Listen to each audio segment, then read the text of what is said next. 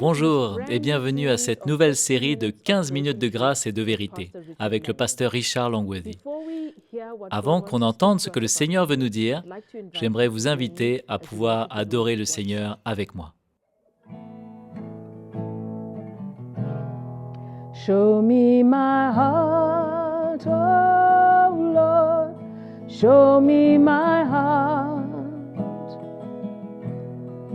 You are the only one who can show me my heart. You gave your life for me, I belong to you, Jesus. Show me my heart, oh Lord, show me my heart. Speak to my heart, oh Lord, speak to my heart. You are the only one who can speak to my heart. You gave your life for me, I belong to you, Jesus. Speak to my heart, oh Lord, speak to my heart. Soften my heart, oh Lord, soften my heart. You are the only one who can soften my heart. You gave your life for me, I belong to you, Jesus. Soften my heart, oh Lord, soften my heart. Show me my heart, oh Lord, show me my heart. Speak to my heart, oh Lord, speak to my heart.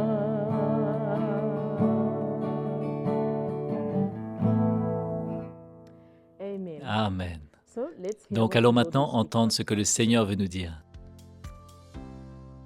So good day, folk. Bonjour à tous et bienvenue To à this cet edition of épisode de 15 minutes de Minutes grâce et de of Peace and vérité. Truth. I want to thank the worship team J'aimerais remercier l'équipe de louanges brought us into the pour ce presence qu'ils of ont God. emmené et nous avoir conduits dans la Very présence du refreshing Seigneur. to C'est have these vraiment moments when we spécial can just d'avoir ces quietly moments où on relax peut in His calmement presence. s'approcher dans sa I'm présence. going to share today J'aimerais partager aujourd'hui a subject that un we don't talk verset about very much dont on in ne the parle pas church. beaucoup dans And l'Église. that is, what Et is true c'est repentance qu'est-ce que la vraie and what repentance is false et qu'est-ce que la repentance. fausse repentance. True and false La vraie repentance. et la fausse And repentance. I'm going to read from 2 Et j'aimerais lire de 2 7. Corinthiens chapitre 7. Paul writing here, and he says in Paul verse écrit 10, ici au verset "For 10 et il godly dit sorrow « La tristesse produces selon Dieu repentance produit une leading to repentance à salvation, salut not to be dont on ne regretted se of, repent but the jamais, sorrow tandis of que the la world tristesse du monde produces produit la death." mort. So, the scriptures are clear. Donc ce There verset is est clair, repentance that brings life, qu'il y a une repentance qui and emmène la there's vie, an imitation et il y a une repentance. imitation de We la call it repentance remorse. qu'on appelle le remords. Remorse is interesting Le because remords, c'est intéressant, we never properly repent. parce qu'on ne We se kind of repent cover jamais over vraiment, on and essaye juste de try and tourner justify autour et on ourselves. essaye de se I'm justifier. going to give you a little Je vais vous story. donner It's une an petite imaginary histoire. story, C'est une histoire que but j'ai it'll help imaginée, you mais understand. ça va vous aider à The story comprendre. of a boy who's Donc 12 c'est or l'histoire d'un 13 years garçon old, qui a and 12-13 ans.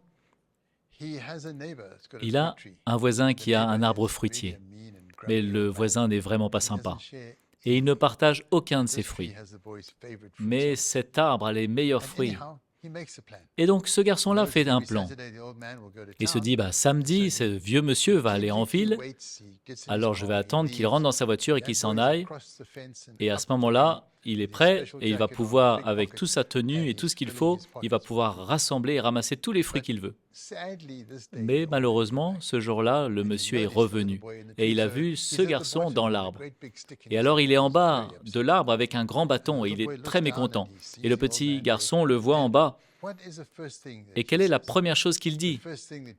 La première chose que tu vas dire, et la première chose que je vais dire, c'est « Oh, je suis désolé ». Pas désolé d'avoir volé, mais désolé d'avoir été attrapé. Désolé pour la correction que je vais avoir. Et quand tout se passe mal, bien sûr, on dit désolé, désolé, on essaie de corriger une situation mauvaise. Mais ça, c'est un désolé qui est pas cher. Et ça s'appelle du remords. Et on doit faire très attention, parce que quand on a affaire aux gens ou quand on a affaire à Dieu, attention qu'on ne dise pas désolé parce que les choses ont été exposées et qu'on est embarrassé de la situation, alors on dit désolé à cause de la lumière qui est sur nous maintenant. Mais ça, c'est du remords. C'est essayer de changer la situation d'une manière où on peut s'en sortir. Allons dire comme cela. Mais maintenant, allons refaire l'histoire. Le petit garçon est en train de voler les fruits et il rentre à la maison, et après, sa conscience l'inquiète, jusqu'au point où le lendemain, il va voir le vieux monsieur. Il frappe à la porte. Et il dit, « Je dois être clair avec vous. Hier, je suis monté sur votre arbre et j'ai volé vos fruits. Et je veux me repentir. Si vous me corrigez, c'est OK, mais je dois libérer ma conscience et je veux prendre la responsabilité de ce que j'ai fait et je vous demande pardonnez-moi. » Ça, c'est la vraie repentance. La vraie repentance dit « Je l'ai fait ». La vraie repentance dit « Je suis celui qui l'a fait ». Celui qui prend la responsabilité pour la part de ce qu'il a fait. Et la vraie repentance m'emmène à chercher le vrai pardon. Maintenant, allons regarder dans le psaume 32, l'histoire du roi David. C'est très intéressant, alors qu'on lit ce psaume, parce que cet homme, un homme selon Dieu, mais il était tombé dans l'adultère. Il a essayé de couvrir la situation. Il a essayé de faire en sorte que le mari de cette femme soit mis à mort, à la bataille. Et après, elle était enceinte. Et donc encore, il essayait de couvrir et de couvrir. Et finalement, quelques versets après, voici ce qu'il ressentait dans son cœur. Au verset 4, « Car nuit et jour, ta main s'appesantit sur moi. Ma vigueur n'est plus que sécheresse comme celle de l'été. » Ça s'appelle la conviction. Je ne suis pas à l'aise à l'intérieur, je ne suis pas bien. On dirait que c'est contre moi. Mais ça, c'est Dieu qui est en train de me dire quelque chose ne va pas. Et après, le prophète est venu et lui a parlé. Et le prophète Nathan a pointé son doigt sur lui, il lui a dit « Tu es l'homme, devant tous ses amis, voilà ce que tu as fait. » Il est tombé sur ses genoux, il a pris la responsabilité. Et voilà ce qu'il dit. Il dit, « Je t'ai fait connaître mon péché et je n'ai pas caché mon iniquité. J'ai dit, j'avouerai mes transgressions à l'Éternel et tu as effacé la peine de mon péché. » C'est intéressant. Il y a deux mots qu'on voit ici. Un, c'est péché et l'autre, c'est iniquité. Le péché, c'est quelque chose qu'on fait mal à la surface. Iniquité, c'est quelque chose que j'ai planifié avant. C'était dans mon cœur, c'est quelque chose qui était là. Et David dit que tout ce que j'ai fait, tout ce que j'avais planifié, tout ce que personne ne savait, je mets ça sur la table devant toi, Seigneur. Je suis coupable de tout ce que c'est et je te demande de me pardonner. Mes péchés, je l'ai dit, je les ai confessés. Et mes iniquités, je ne les ai pas cachées. Voilà où il faut arriver. Si on veut trouver le pardon du Seigneur, alors quand le Saint-Esprit nous parle et qu'il montre dans notre vie cette conviction de ce qui ne va pas, alors on doit commencer par accepter la responsabilité et dire « Seigneur, c'est moi, c'est moi ». La seule chose qu'on peut faire, c'est être honnête et dire « Seigneur, je mets tout sur la table, pardonne-moi ». Et dans cet état, Dieu peut vraiment nous pardonner. Il a la grâce pour nous pardonner n'importe qui honnêtement vient devant lui avec une vraie repentance. La vraie repentance, elle conduit à la vie. Mais l'autre, il y a du remords seulement. Elle nous emmène à la mort, c'est simplement pour couvrir. Donc la repentance, ce n'est pas seulement quand on a affaire à Dieu, mais alors les uns avec les autres, dans nos maisons, entre le mari et la femme, entre les parents et les enfants. Qu'est-ce qu'on fait quand quelque chose se passe mal? Peut-être qu'on a eu un argument, une discussion. Peut-être que notre épouse avait tort. Mais nous avons répondu mal. Nous avons crié, nous avons dit des choses terribles peut-être. Nous avons explosé, peu importe ce qui s'est passé. Et maintenant, nous sommes partis et nous marchons sur le chemin et le Saint-Esprit parle dans nos cœurs. et il nous montre l'état de notre cœur. Qu'est-ce qu'on va faire? Je sais que l'autre personne peut-être l'a initié, mais Dieu dit, je suis intéressé avec ton cœur. Je suis intéressé avec l'état de ton cœur. Je suis intéressé avec là où tu es. Maintenant, est-ce qu'on va couvrir cela? Est-ce qu'on va retourner vers notre épouse et dire, je suis désolé. Je suis désolé. Mais si tu n'avais pas dit ça, je ne t'aurais pas parlé comme cela. Et ça montre que ce n'est pas clair. Mais si on va vraiment se repentir, on prend la responsabilité pour la manière qu'on a répondu, l'état de notre cœur, et on va vers notre épouse et on lui dit, il y a eu cette situation-là, je te demande de me pardonner pour les paroles que j'ai dites, pour l'attitude de mon cœur, pour le ton dans ma voix, pour ma part dans cette histoire.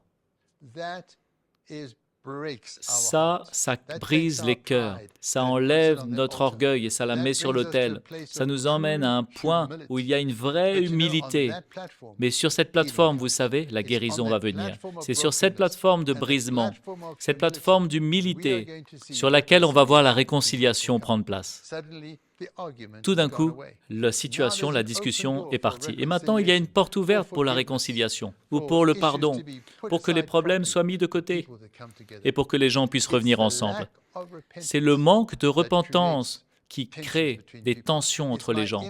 C'est mon incapacité de pas seulement dire désolé, mais d'une vraie repentance qui emmène ces courants, ces vents de sujets tabous. On sait qu'on ne peut pas parler de certains sujets parce qu'il y a tout un historique.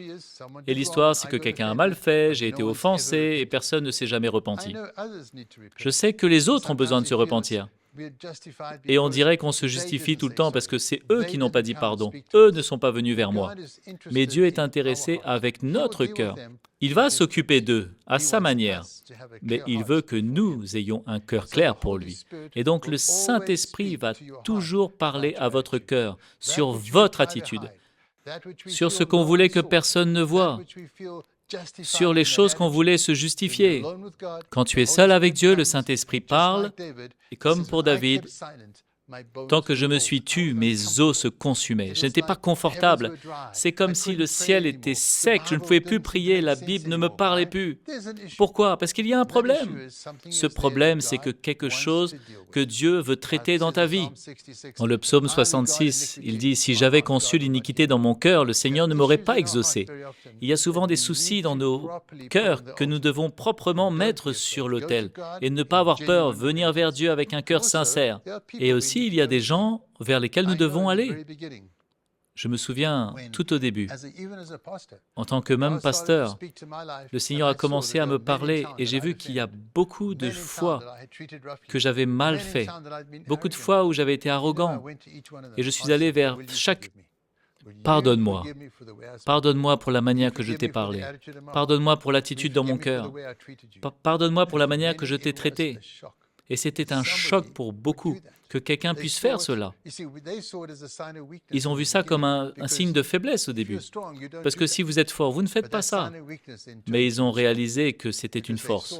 Parce qu'ils ont vu qu'il y avait quelqu'un qui marchait avec Dieu, dont le cœur était ouvert et qu'il pouvait lui faire confiance. L'humilité a ouvert la porte pour la relation. La repentance est la fondation pour la vraie humilité. Et donc, je veux vous encourager, alors que vous allez devant le Seigneur, dans vos moments privés, et que jour après jour, vous puissiez marcher avec lui. Les choses vont se passer. Des gens vont être offensés. On va faire des choses qu'on ne doit pas faire. Des gens vont nous faire des choses qu'il ne faut pas. Mais c'est notre réaction que le Seigneur veut voir. Et je veux vous encourager de ne pas garder quoi que ce soit dans vos cœurs, mais d'être rapide à pouvoir vous repentir, rapide à rectifier, rapide à vous réconcilier et à marcher dans la paix avec tous, rapide à pouvoir vous humilier, parce qu'on va voir alors la richesse de la grâce de Dieu qui travaille à travers vous. Et comme Jésus a dit, la paix soit avec vous, ma paix je vous la donne, parce que sa paix va garder nos cœurs comme une muraille autour de nous.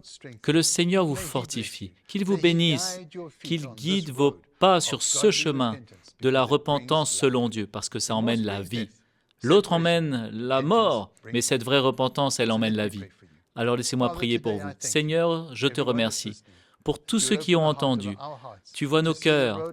Nous voyons ce chemin de vraie repentance. Aide-nous à voir ce vrai salut, cette vraie repentance. Réconcilie ceux qui étaient séparés. Guéris les familles. Nous te remercions pour cela. Dans le nom de Jésus. Amen. Dieu vous bénisse. Merci beaucoup d'avoir été avec nous aujourd'hui. Nous espérons que vous avez été encouragés. Si vous voulez être notifié des futurs épisodes, appuyez sur le bouton notification. N'oubliez pas de soutenir notre chaîne en vous abonnant et en aimant cette vidéo. Si vous voulez rester en contact, n'hésitez pas à écrire sur l'email qui apparaît maintenant. Jusqu'à la prochaine fois, que Dieu vous bénisse.